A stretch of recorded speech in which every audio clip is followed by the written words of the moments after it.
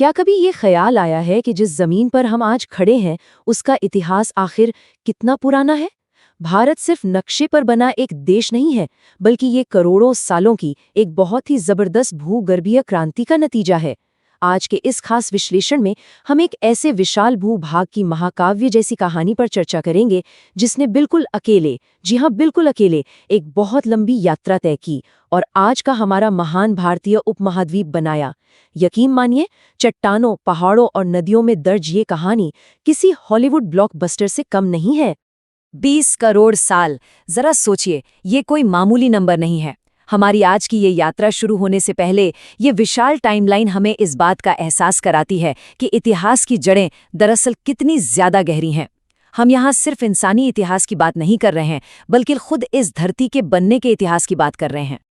तो चलिए अब इस रहस्य को सुलझाते हैं। आखिर कैसे एक भूभाग ने बिल्कुल अकेले समंदर के पार 9000 किलोमीटर की लंबी यात्रा कर डाली, और सिर्फ इतना ही नहीं, अंत में जाकर धरती की सबसे ऊंची चोटियों का निर्माण भी कर दिया। ये इस पूरी कहानी का सबसे बड़ा और सच में सबसे रोमांचक रहस्य है।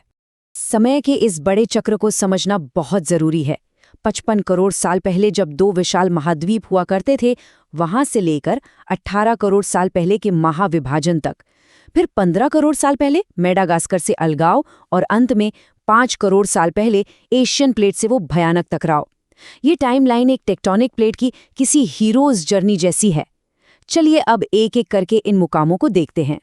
कहानी की शुरुआत होती है 55 करोड़ साल पहले, हमारे पहले अध्याय से, गोंडवाना लैंड में उत्पत्ति।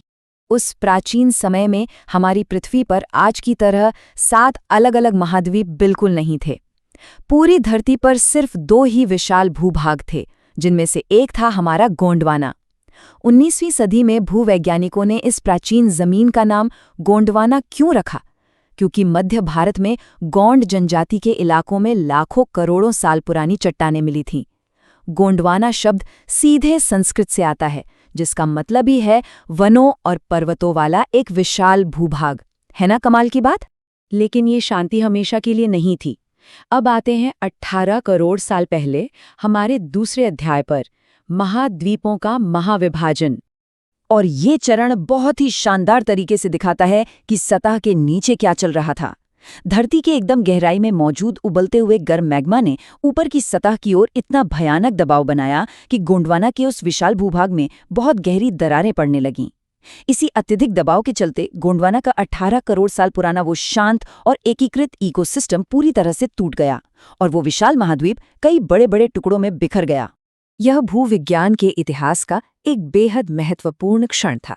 गोंडवाना के टूटने के बाद भारत, मेडागास्कर, ऑस्ट्रेलिया और अंटार्कटिका एक दूसरे से अलग हो गए।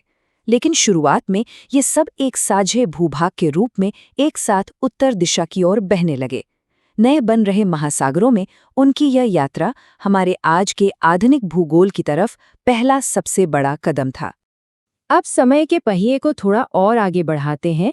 15 करोड़ साल पहले हमारा तीसरा अध्याय, पश्चिमी घाट का निर्माण। यहाँ एक बहुत ही बड़ी ज्वालामुखी घटना हुई मैस्करीन पठार पर। जब पृथ्वी के अंदर का खौलता हुआ मैग्मा सतह पे फटा, तो उसी भयानक विस्फोट ने भारत को मेडागास्कर से हमेशा के लिए अलग कर दिया। आज जो बेहद खूबसूरत और हरे भरे पहाड़ हमें दिखाई देते हैं ना, वो असल में उसी उबलते हुए लावे के परत दर परत जमने से बड़ी ही हिंसक प्रक्रिया के तहत पैदा हुए थे। इस प्राचीन भूविज्ञान का हमारे आज के मौसम से कितना सीधा संबंध है, ये देखना सच में हैरान करता है। लावे से बने ये पहाड़ आज एक बहुत ही ऊंची दीवार की तरह खड़े हैं। जब अरब सागर से आने वाली नमी से भरी हवाएं इन पश्चिमी घाटों से टकराती हैं, तो हवा ऊपर उठती है, ठंडी होती है और घने बादल बनाती है। इसी वजह से केरल और गोवा जैसे राज्यों में मूसलाधार बारिश होती है और हमें वो हरियाली देखने को मिलती है जिसे हम मानसून कहते हैं। और एक बहुत ही दिलचस्प तथ्य ये है कि भारत के पूर्वी घाट और ऑस्ट्रेलिया के वेस्ट बेल्ट हिल्स आज विशाल महासागरों से अलग जरूर हैं, लेकिन उनकी उम्र, उनके चुंबकीय गुण और चट्टानों का ढांचा बिल्कुल एक जैसा है। करीब 8 करोड़ साल पहले भारत और ऑस्ट्रेलिया अलग तो हो गए, लेकिन ये पर्वत श्रृंखलाएं आज भी भूगर्भीय सगे भाइयों की तरह हैं, जो गोंडवाना के समय के अपने पुराने रिश्ते की गवाही दे रही हैं। अब हम इस यात्रा के सबसे खौफनाक और आग उगलने वाले हिस्से में प्रवेश कर रहे हैं। करीब 6 करोड़ साल पहले का समय, डेक्कन ट्रैप्स और डायनासोर। अब इस हिस्से के बारे में जो बात सबसे ज्यादा दिलचस्प है वो ये है कि जब भारत रीयूनियन हॉटस्पॉट के ठीक ऊपर से गुजरा तो उसने महाज्वालामुखियों को ट्रिगर कर दिया।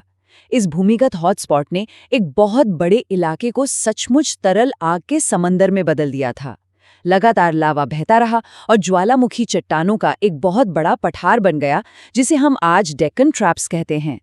और जरा सोचिए, आज के समय में महाराष्ट्र, मध्य प्रदेश, गुजरात, कर्नाटक, तेलंगाना और आंध्र प्रदेश जैसे राज्य इसी प्राचीन और विशाल ज्वालामुखी पठार के ठीक ऊपर बसे हुए हैं। करोड़ों लोग अनजाने में उस जमीन पर रोजमर्रा की जिंदगी जी रहे हैं जो कभी धरती की सबसे बड़ी ज्वालामुखी घटनाओं में से एक का केंद्र हुआ करती थी।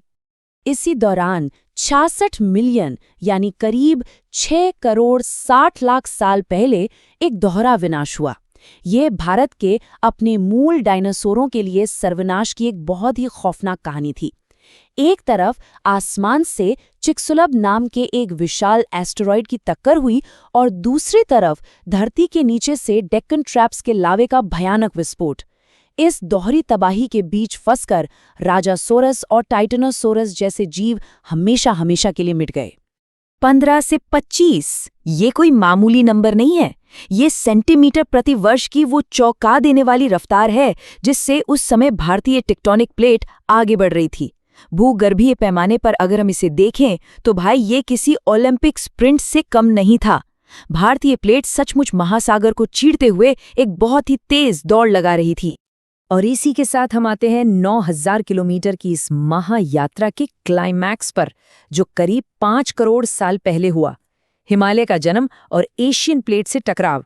दौड़ लगाती हुई ये भारतीय प्लेट जब उस विशाल एशियन प्लेट से जाके टकराई तो वो टक्कर इतनी ज्यादा हिंसक थी कि उस अपार गतिज ऊर्जा यानी काइनेटिक एनर्जी को जाने के लिए कोई जगह ही नहीं मिली।